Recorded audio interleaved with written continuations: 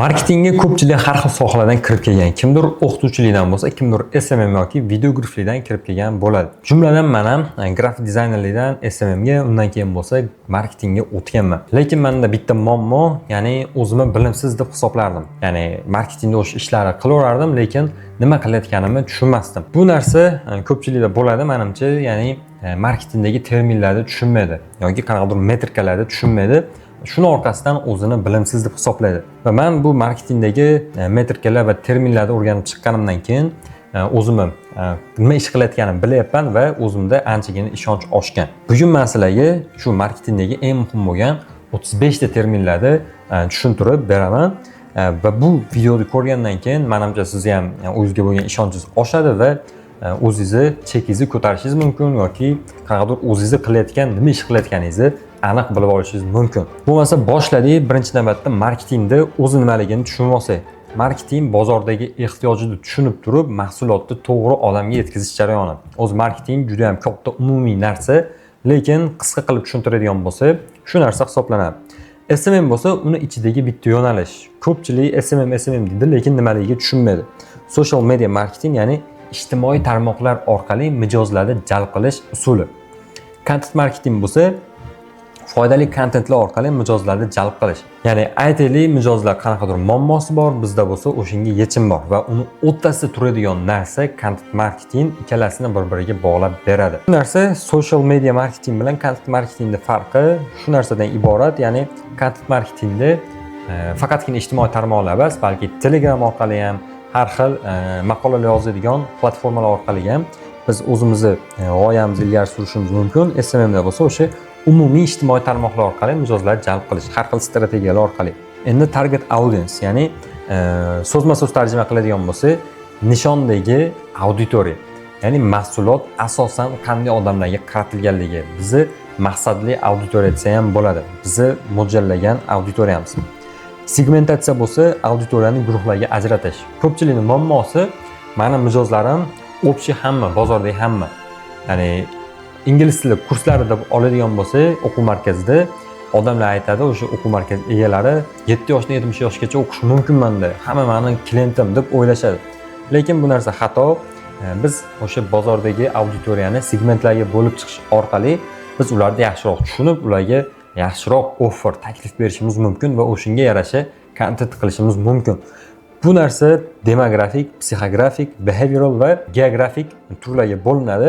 Biz o'sha ingliz tili kurslarida sotmoqchi bo'lsak va segmentatsiya qilyapsa, bitta segment maktab o'quvchilari bo'ladi, bittasi bo'lsa o'sha ishlaydi va ishida kerak o'zini lavozimini oshirish uchun. Shu segmentatsiya har xil turlarga bo'linadi. Mijoz portreti bo'lsa, bizning ideal mijozimiz qanaqa ko'rinishda. Ya'ni bitta odam qilib tasavvur qilamiz va uni yoshi, nimalarga qiziqishi, qanaqa muammolari bor, shu narsalarni aniqlashtirib turib, o'shunga yarasha kontent qilishimiz mumkin, o'shunga yarasha offer berishimiz mumkin. Shunda anchagina biz mijozlarni tushunib, ularni chuqurroq analiz qilib, ularga o'sha yaxshiroq taklif berishimiz mumkin.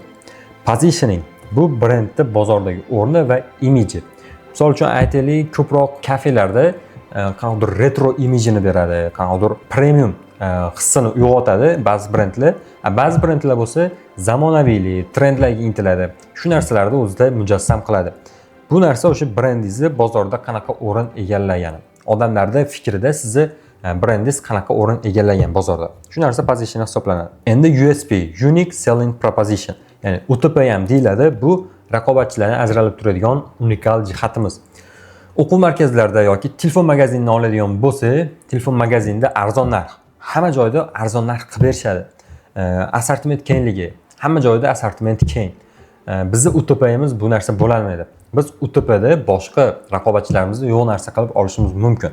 Misol uchun aytaylik, 1 yillik servis garantiya.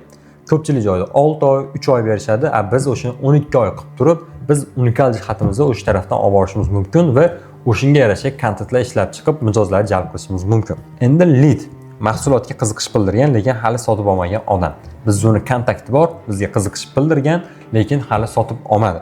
Bu narsa lead hisoblanadi. Funnel, voronka, ya'ni xaridgacha bo'lgan mijoz bosib o'tadigan bosqichlar. CGM ham bor, ya'ni Customer Journey Map, mijozlarni o'sha qanaqa etaplardan o'tishi Bu narsa ham bor. Varonka bo'lsa, uni o'sha nechta odam ko'rgani, nechta odam saytga kirgani, nechta odam bizni sotib olgan. Shunday tushadi-da, biz qaysidir jihatlariga e'tibor berish orqali, uni kengaytirish orqali pastdagi sotuvlarni ham kengaytirish mumkin. Shu narsa varonka deyiladi. Buni tuzib olib turib, o'sha bizga kerakli bo'lgan katta mijozlar kamayib ketayotgan bo'lsa, o'shaga e'tibor berib, mijozlarimizni oshirishimiz mumkin. A/B testing. A/B testing ikki xil variant yoki undan ham ko'proq bo'lishi mumkin. Variantlar solishtirib turib, ichidan eng samaralisini aniqlab olish. Bu narsa YouTube coverlarda, Facebookka target o'qiyotganimizda ko'proq ishlatiladi. Ya'ni 2-3 ta variantdan bittasi samarali baribir natija beradi. O'shani aniqlab olish va qolganlarini o'chirib turib, faqat o'shanga upor berish. Shu narsa A/B testing hisoblanadi. Lead magnet mijozlarni jalb qilish uchun beriladigan bepul produkt. Ya'ni hozirgi paytda Instagramda juda ham ko'pchilik ishlatyapti, juda ham ko'p ekspertlar. Misol qanaqa o'sha ingliz tili o'qituvchilari grammatikada 10 ta muammo sanab turib, shu muammolarga yechim sifatida o'zini qanaqadir video darsligini yoki qo'llanmasini odamlarga taklif qilishyapti va kommentariyada plus qoldirishini so'rashyapti. Undan keyin o'zlariga obunachi yig'ishyapti yoki o'sha kurslarini reklama qilishyapti maqsadli auditoriyaga. Bu narsa haqida batafsil tevada video qoldirib ketaman. Ashti chiqadi tevada. O'sha video orqali batafsil tanishib o'tishlaring mumkin. O'sha chatbotlar orqali qanaqa lead magnetni ishlatish bo'yicha dars tayyorlaganman. Tripwire bo'lsa, kattaroq sotuv qilishdan oldin mijozlarga arzonroq produkt taklif qilish. Misol uchun bizda mentorstvamiz bor yoki kattaroq kursimiz bor. Uni to'g'ridan-to'g'ri odamlarga taklif qilishdan oldin kichikroq, arzonroq narxdagi produktimizni sotib turib, o'rtadagi barrierni olib tashlashimiz mumkin. Ya'ni $1000lik kursimizni biz sotishimizdan oldin 10,000 so'mlik qanaqadir qo'llanmamizni odamlarga sotishimiz mumkin. Kichkina muammoga yechim sifatida. To'lov barrieri yo'qoladi va sizni kattaroq, qimmatroq kursingizni sotib olish ham anchagina osonlashadi. Faqatgina Tripwire ham juda ham sifatli bo'lish kerak. Dekompozitsiya, katta maqsadlarni jarayonlarga bo'lib chiqish. Ya'ni biz bir oyda 300 ta sotuv qilishimiz kerak. 300 ta sotuv qilish uchun nechta lead olishimiz kerak? Misol uchun 3000 ta biz lead olishimiz kerak. 3000 ta lead olishimiz uchun nimalar qilishimiz kerak? 30 ta kreativ video olishimiz kerak. Yoki aytaylik 1 million ta odamga biz reklamamizni ko'rsatishimiz kerak. Barchasini o'sha jarayonlarga bo'lib chiqib, katta maqsadda. O'sha narsa dekompozitsiya deyiladi. Bu anchagina osonlashtirib beradi. Campaign bu aniq bir maqsad yo'lida ishga tushirilgan reklamalar to'plami. Nike'da Just Do It degan shior bor. O'sha g'oyani ilgari surish uchun juda ham ko'p reklamalar ishlab chiqargan va ularning hammasi borib bitta kompaniyaga tarqaladi, ya'ni Just Do It kompaniyasiga.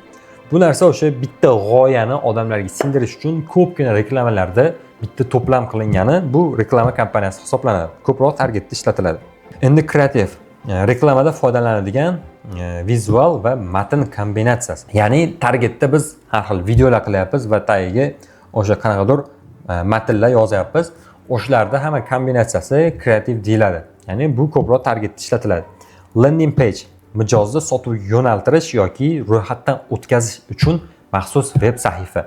Ko'pchilik ishlatadi, zapus qilayotganda yoki qanaqadir o'zini ro'yxatdan o'tkazayotganda, produktini sotayotganda landing page qilishadi. Endi marja, gross profit, mahsulot sotuv narxi va tan narxi o'rtasidagi farq. Ya'ni o'sha o'rtadagi foyda marja hisoblanadi. Offer mijozlarga taklif qilinayotgan tijorat taklifi, qisqa qilib aytadigan bo'lsa, taklif, konversiya. Bir harakatdan ikkinchi harakatga o'tgan odamlar foizi. Ya'ni saytimizga 10 ta odam kirgan bo'lsa, 2 ta odam sotib olgan bo'lsa, bunda bizning konversiyamiz 20% tashkil qiladi. Bu narsa o'sha birinchi harakatdan ikkinchi harakatga necha foiz odamlar o'tayotganini ko'rsatib beradi. Trafik bo'lsa, sayt yoki profilga kirgan odamlar soni. Ya'ni o'sha reklamamizni ko'rib turib, klik bosib turib, nechta odam saytimizga yoki Telegram kanalimizga kirdi, bular o'sha trafik hisoblanadi.